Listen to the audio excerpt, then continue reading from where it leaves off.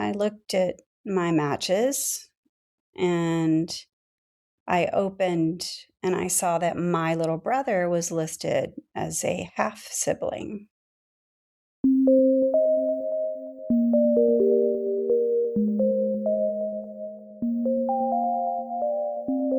Hello, you are listening to NPE Stories. This is a podcast where NPEs can share their story. I am your host, Lily, and I found out I was an NPE through an Ancestry DNA test that changed my life forever. NPE is a term that stands for Not Parent Expected or Non-Paternal Event. This means that one or more of our parents are not who we believe them to be. NPE Stories is a podcast where NPEs can share their story of what their original family was like, how they found out they were an NPE, and what their journey has been like since the day they found out. And welcome to episode 236. Today I am speaking with Dawn M. Hi, Dawn. Hello. Thank you so much for helping me get a new graphic for the podcast. I just really appreciate you helping make that connection. Absolutely. I was so happy to do something for you. And it was your daughter. That's so sweet. Olivia Hendricks. She made the current logo, the background. She helped me with a lot of things actually for the podcast. So I just really appreciate everyone that helps with this community. So make sure and tell Olivia thank you from me. I will. She was very happy to help someone that she knows has helped me through this journey and her going through this journey with me. So she was thrilled when I asked her if she might be able to offer to help you. That's so true. The daughter of the NPE. Of course, I forget that our children are affected by this as well. It's their family truth as well. Exactly. Yes. So, Dawn, let's go ahead and get into your story today. Okay. Let's start with your family of origin. Tell me who was in your raising family, and we'll go from there. Okay. So I was born in West Virginia. I am deeply Appalachian, and I grew up a middle child. I was a child of the 70s and 80s, which was a great time to be a kid, I think. My mom and dad stayed married until my mom passed away a few years ago. And we had a great little family, an older sister, younger brother. We moved a lot for different reasons together. We did not have a lot, but we never needed anything. So we did a lot of things together as a family, traveled a lot together, and it was a good childhood. It was a great childhood, actually. Did you ever have any inkling as a child that you were an NPE? I always knew I was different. I always felt out of place in my family. And my sister and I are very close in age, and then my brother quite a bit later. And so my sister and I are so different that even in every school we went to, no one knew we were sisters. I'm very fair and short, petite, and my siblings are very tall. My parents are tall and dark skin. And so I grew differently than my sister. My personality is very different than my siblings. And so there were a lot of times I can particularly remember when I was probably in about sixth or seventh grade asking my mom, why am I taller than my sister? Like she was a year and a half older than me. Why am I taller than her? That doesn't make any sense. I said, "Am I adopted? I'm pretty sure I'm adopted." And she just said, "No, that's ridiculous. You're not adopted. Stop asking those kinds of questions." And so, but I think deep down I always kind of felt just like something was off pretty much all the time. I do look like my mother's family, not like my mother necessarily, but like my mother's family. So I think I kind of held on to that as I was growing up. So, how did you find out you were an NPE? My interest started in probably about 2003 with genealogy, like a lot of our stories. And my dad actually grew up not knowing who his father was. He thought he had a name. His dad left when he was really little kid. And so he grew up with a single mom in the 50s and 60s. And my dad has worked since he was 14 years old. And so one thing my dad would never talk about was who his dad was. Well, as he got older and we started having kids, he loosened up a little bit. And so one day we just asked him, we said, wouldn't you like to find out who your father was? Because we'd kind of like to know some of our genealogy. And he's like, if you want to research, that's fine, go ahead. Well, this was back in 2003 where there was some research opportunities out there, not a lot, but my mom was actually really interested at the time. She really loved my dad's mother and thought it would be just a really nice thing to find out more about my dad's ancestry. So that was kind of the first time that my mom and I ever really connected on something. And that began years and years of she and I doing genealogy and family history together. So in 2006, we found who we thought was my dad's father. He had passed away by then, but we had found that he had left my dad's little family and had moved and had married someone else and started a whole new identity and a whole new family. And so that was sort of intriguing at that point because there were no emotions attached to it. And so we started focusing back on my mom's family.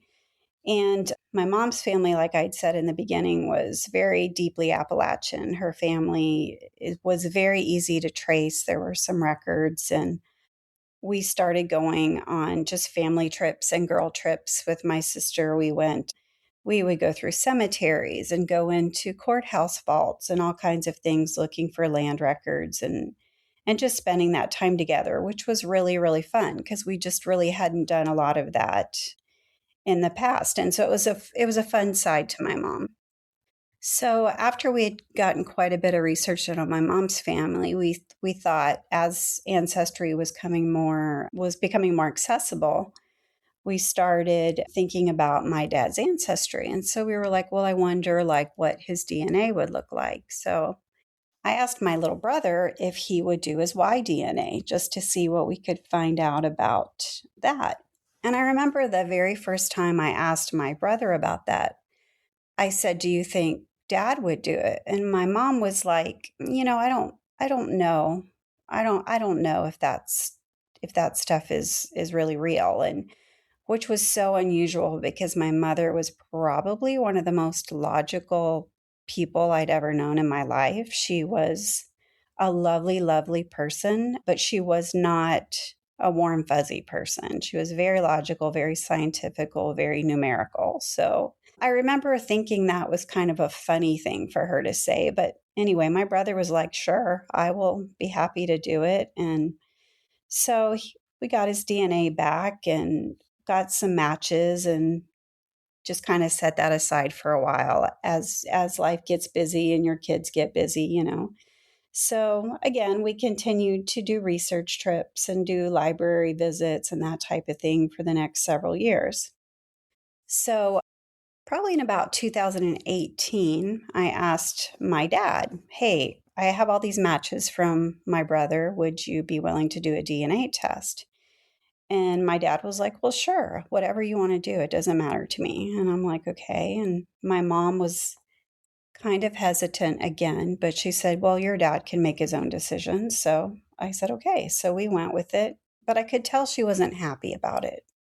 So in May of that year, 2018, we got my dad's results. And it was kind of interesting because right away, a guy reached out to us through email and said that my dad was a match to his girlfriend. And so he was researching her family, and my dad was a match to her, and so was my brother. And I was like, oh, okay, well, that's pretty intriguing. And I'm thinking he's related to this other man. And so I'm completely wrapped up in trying to find out more about my dad's father. So I wanted to know a lot more about what was going on with this family. And I'm working. I've worked I've worked in the area of education for years and years. So I'm only giving this the time that I have to give it, which is like little pockets of time, putting it down, picking it back up. And so I got another email from this same man who was researching his girlfriend's family. And he said, "Hey, I just realized that there's another lady that we are a match to, and she is a really close match to your dad." And I'm like, "Oh, like how close?" And he's like half sibling close. Hmm. And I'm like, "Oh, that's really unusual because my dad didn't have sisters, but also maybe it's one of these other people he started a new family with." And so I thought that's unusual, but interesting. And so I looked up her match, and she did have enough DNA to be a half sister. And that is actually, right in 2018 is when people are starting to understand centimorgans and DNA. And I did not have a great grasp on it at that time. So I thought, okay, so there's this lady who matches my dad as a half sister, and she matches my brother. Okay, so I thought, well, what would be a really great idea at this point would be to go ahead and take my own DNA test. And then I could make sure that she was related to my dad, because then if she matches me and she matches my brother, then we could be sure. So that was my really incredibly great idea to do. So I went ahead and sent for my kit because for some reason I had never done that. And in 2019, November, I ordered my test, and we were traveling for Thanksgiving, I remember, and it was to the point already where you were getting like emails when your test results were in, and they would pop up on your phone. And so I remember that I got this email that my test results were in. So I opened my little app and I looked at it and I was like, "Oh, I don't know any of those people. Maybe those are some of the same people this guy was talking about." And I'm like, "Okay, well, I'll just have to look at it later," because I didn't really have time to dive into it. But I remember being a little confused. So when we got home after our trip, I looked at my matches, and I opened and I saw that my little brother was listed as a half sibling.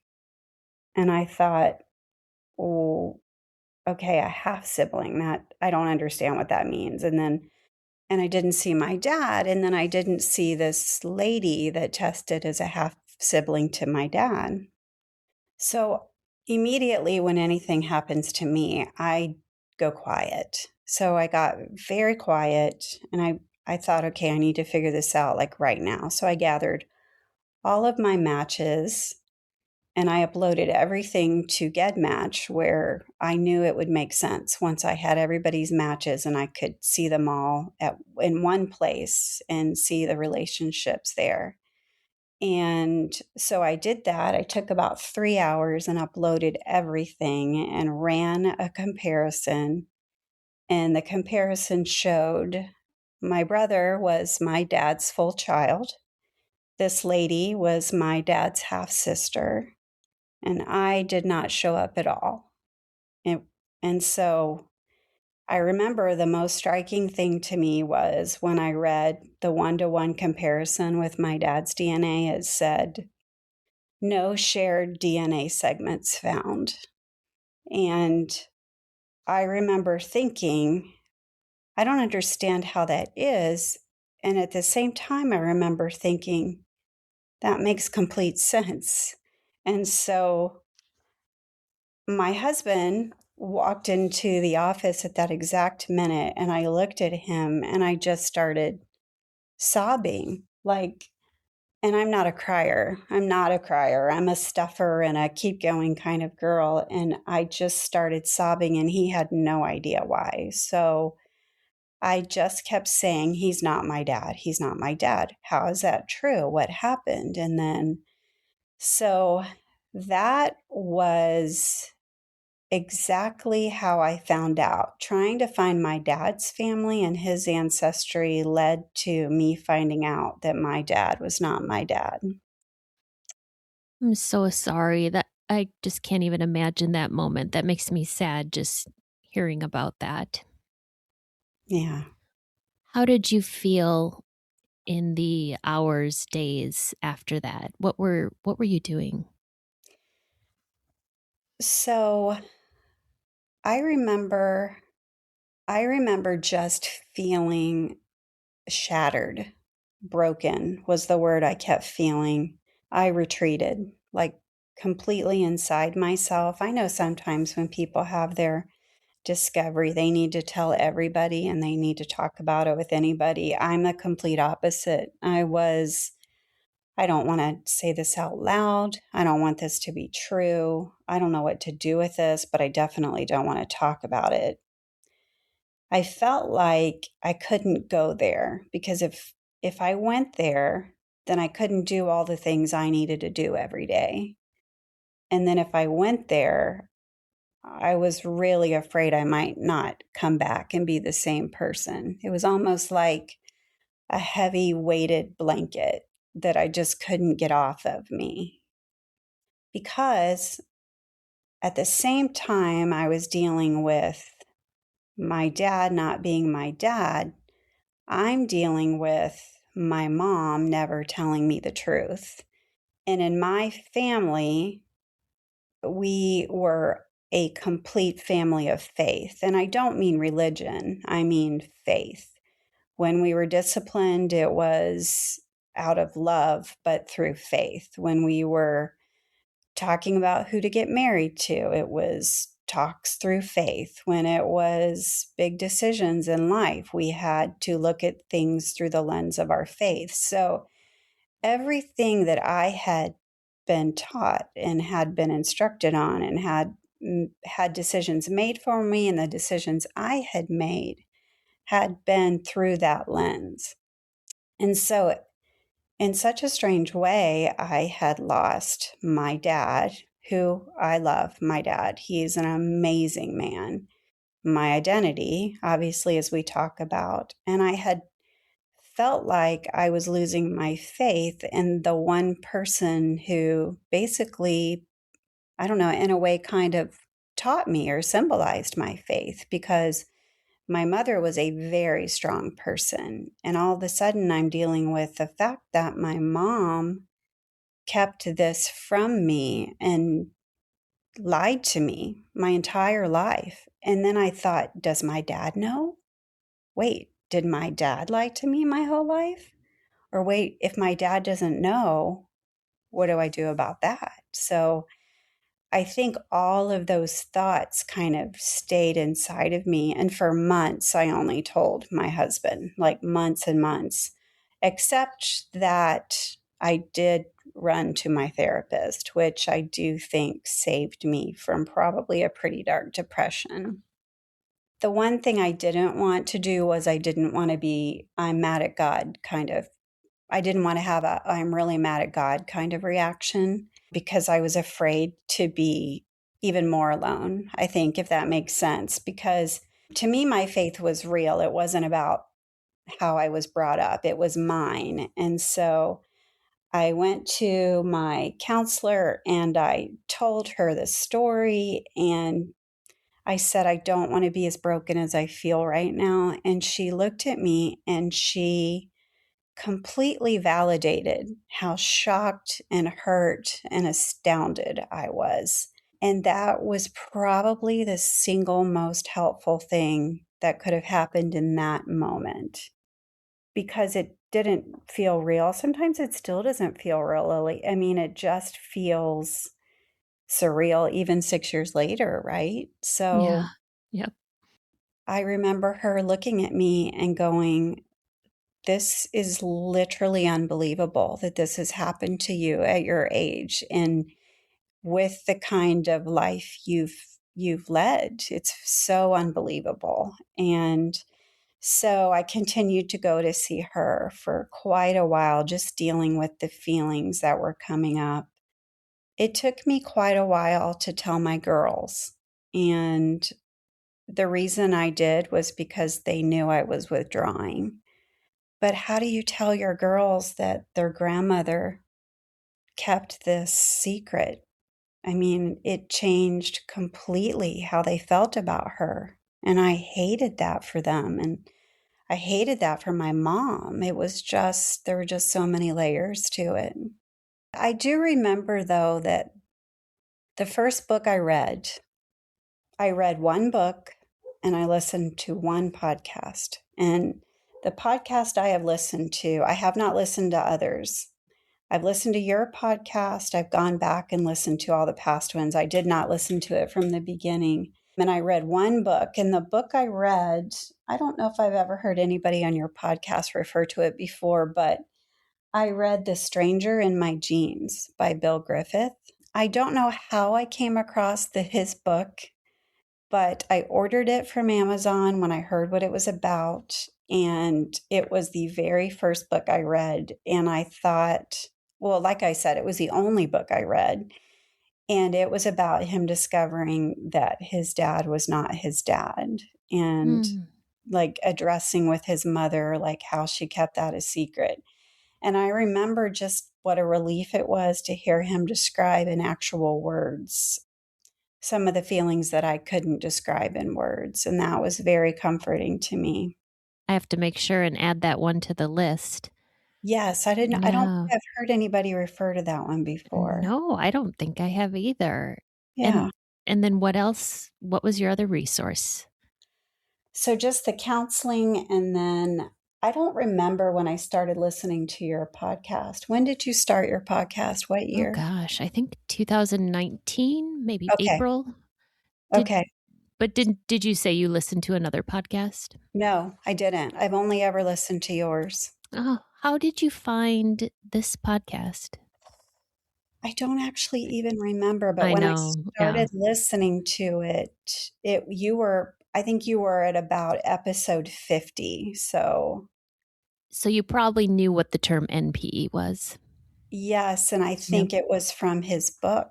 It was completely crazy to me. The only other time I remember hearing about this same situation, it was right in that same time period, was when it was I'm trying to think of the Duck Dynasty brothers, the Phil Robertson. He just passed away. A girl came out, I think it was in about 2019 or 2020, came out and said that he was her biological father.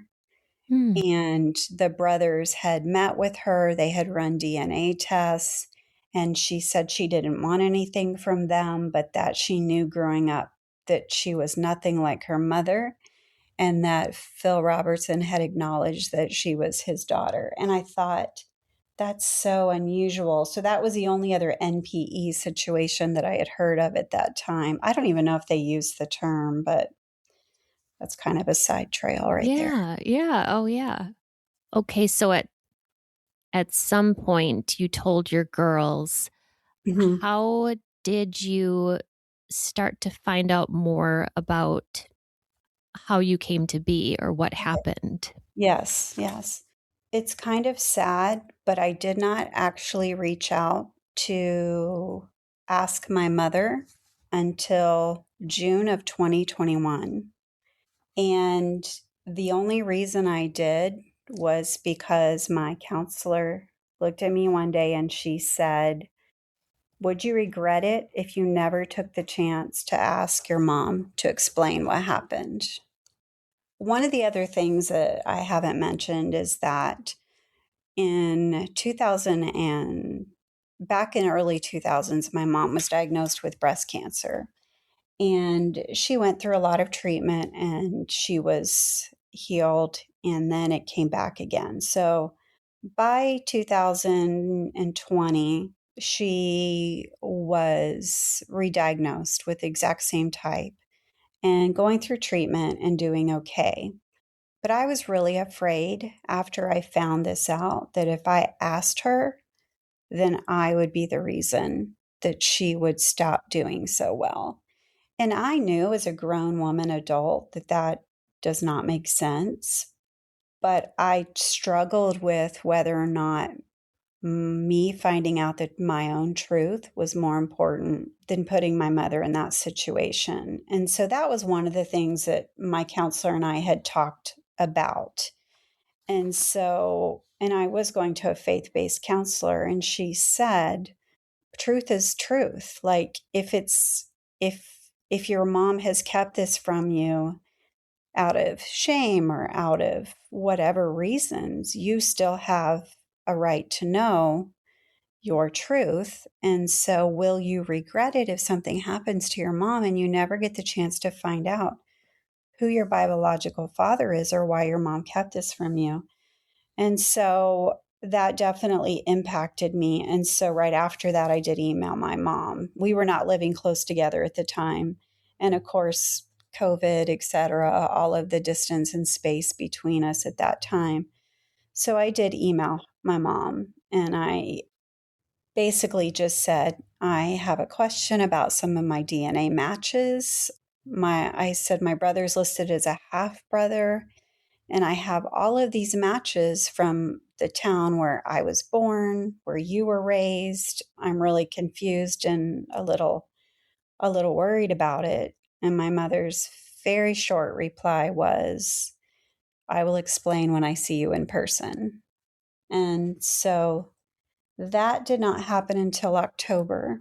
And so when I saw my mom in October, I had to ask her again. I said, Mom, I need to know. And so she said, okay. So we did sit and talk one time, and it was probably the strangest thing. It was so odd. My mother said, I've never told this story to anyone. Never. And I mean, I'm, in my 50s at this point. And my mother said, your dad doesn't know. And I was like, oh, you kept this from my dad? Like, my dad is sitting inside the house at this point, and we're outside on the porch. She goes, no, and I'm not going to tell him. And that just meant no one's going to tell him, sort of. And I'm like, okay. So my mother just said, your dad was in Vietnam, and my best friend was killed in a terrible car accident, which I knew. I knew the story.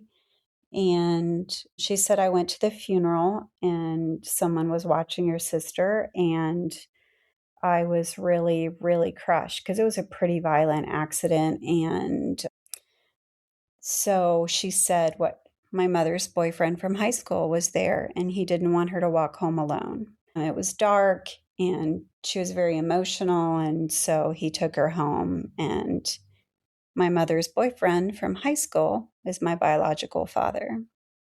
Mm. So I said, and she looked at me and she said, I am so sorry. She did apologize to me and she did cry. My mother was not a crier. And I said, thank you for telling me, because I didn't know if it was an assault. And she said, no. She said, he was a lovely person. I did love him when we were in high school.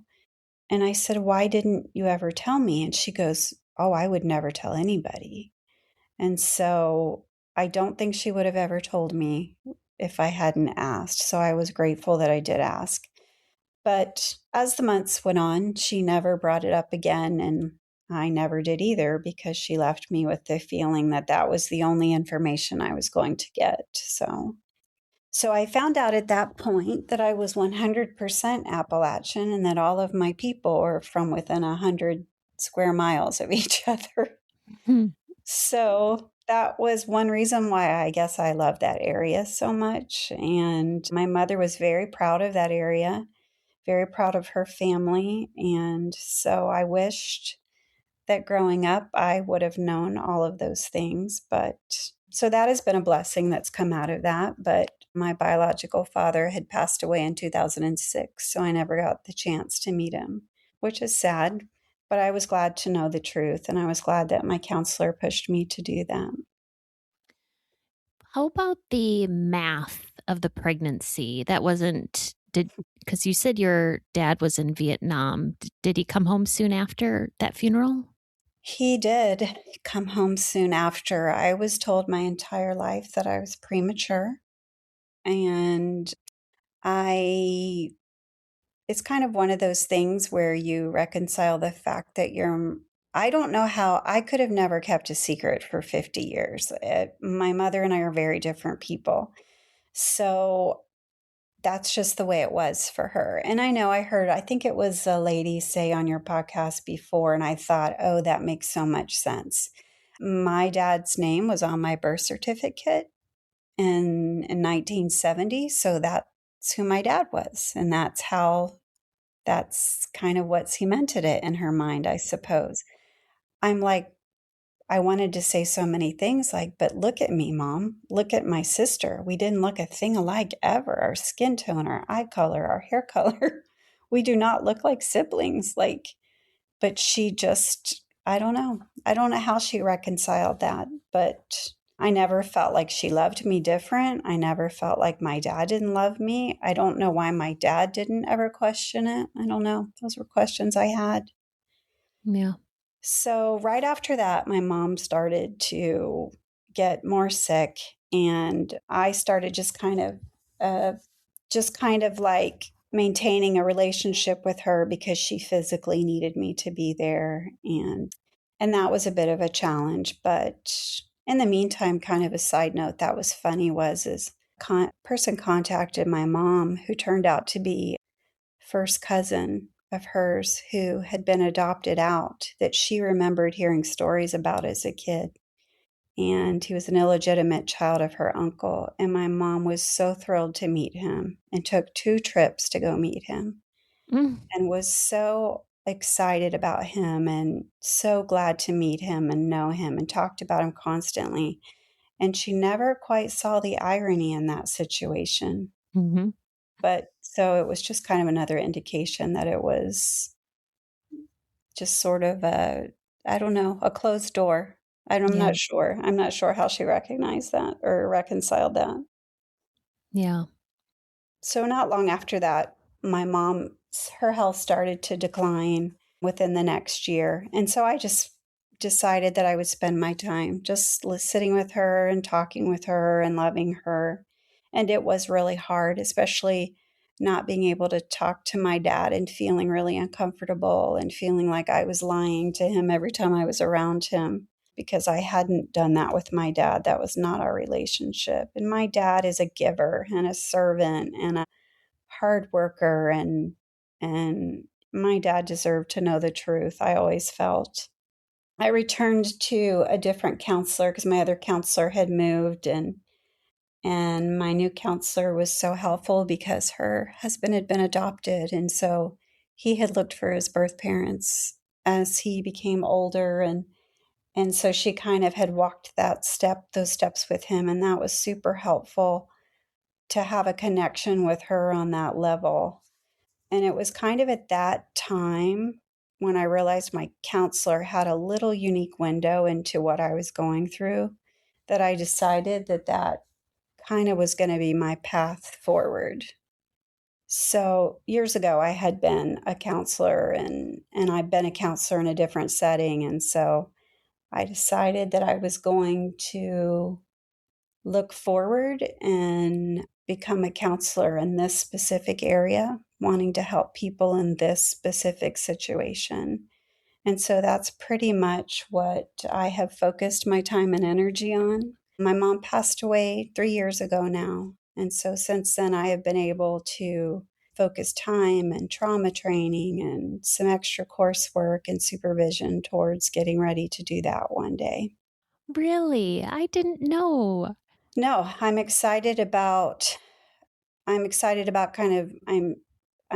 closing down the area of counseling I've been in and I'm getting ready in the next probably 6 months to just exclusively work with people like me and I've been working on my own healing so that I can be the kind of counselor that counselors have been to me. I've been doing EMDR certification and I've gone to trauma training and then I went to my first NPE community retreat last fall which I was terrified to go to and sit around in circles and talk to people about Dawn.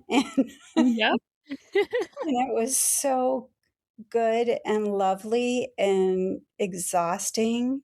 Yep. Um, and then also, I have also part of my journey has been just my relationship with church. And so, obviously, when you grow up around church, in church, and then this happens, church is a trigger for you. I don't know, you just really have to reconcile that. So I go to kind of a group at church that's not on Sundays, that's not churchy.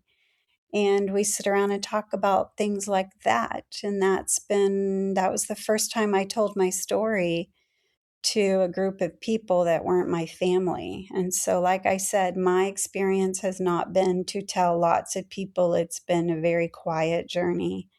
And so I'm excited.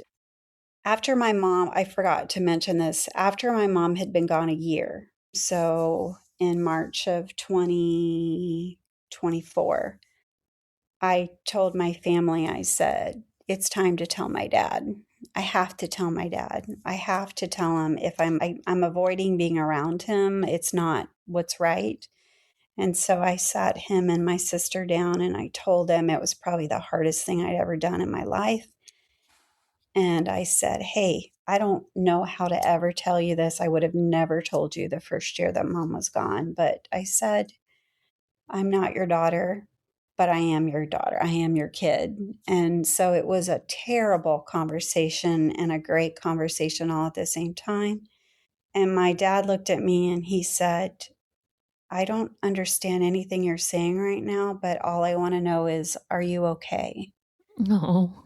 And that is so my dad. And so I'm so grateful for him. And it's, it's, it's hard, but, and it's every day is just hard. And I think those are all the things I think about in helping people with this journey, birthdays and celebrations and losing people, very challenging times. And it just never seems to go away.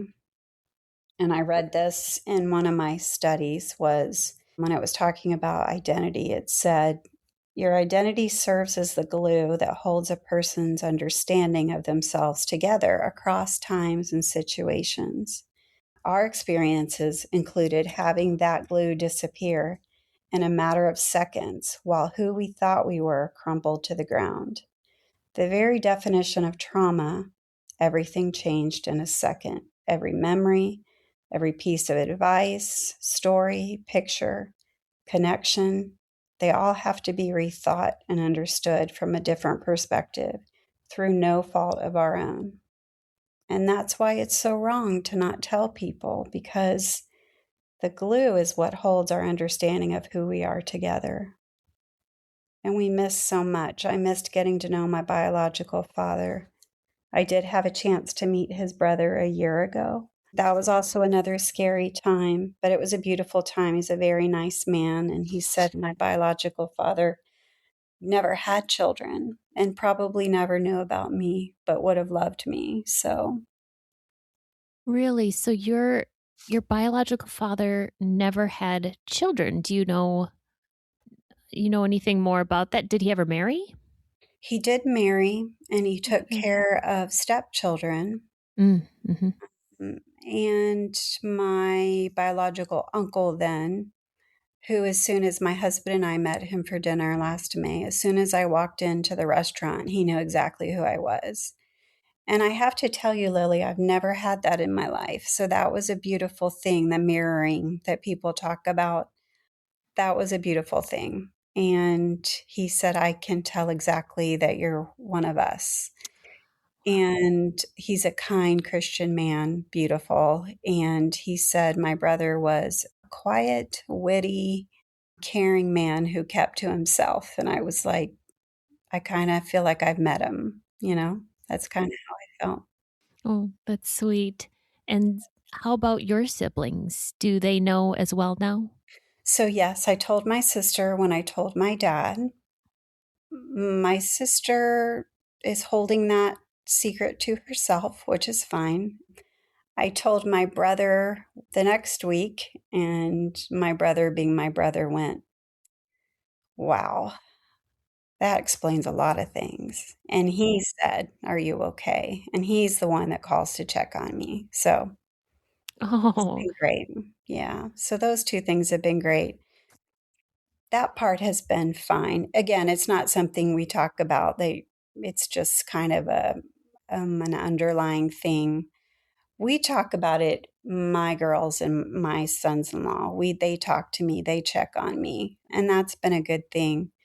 So I think it's important to keep connected, and this podcast alone is something I look forward to. It's something I think about, and I know so many people have said it, and I don't think there are adequate words to talk about how just just connected you feel when you listen to people's stories and when we hear your voice.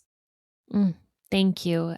That's exactly how I feel when I listen to people's stories. It's like, oh, I feel validated. I get Mhm. it. They get it. Exactly. Thank you so much for deciding to do this work, this therapy work in this field. We need you, Don. You wouldn't believe how many emails I get. Do you know anyone NPE therapist in California, in Utah? So thank you for dedicating yourself to that. It's really needed. I'm excited. I'm excited to start it. Like, it just feels like exactly at this point in my life and my career what I want to do. Something like exactly like what you're doing. I'm going to learn along the way, and I want it to be impactful, and I don't want to waste a lot of time. I want to get started and start helping people. Oh, can I ask what state you're in, or would you prefer I leave that out? In Texas right now. So I'll be licensed in Texas. Yes. Oh, wonderful. Wonderful to hear. Don, if people wanted to contact you, get in touch with you, know more about you, could they do that? Yes, absolutely. What's the best way to get in touch with you? So through email thebeginningnpe@gmail.com. And I will put that down below if people want to get in touch with Don. Don, thank you so much for coming on today. I'm just tickled pink that you're going into this field. You are so wanted. And thank you so much for sharing your story with me. I really appreciate this. And I appreciate your daughter too. Well, we absolutely appreciate you, and thank you for being a part of our healing. These stories are here for us to identify with. If you are an NPE and would like to share your story, email npestories@gmail.com. You do not have to give any identifying information. If you are an NPE and would like to share your story, I'd like to hear from you. Subscribe to this podcast to hear more. Come heal with us.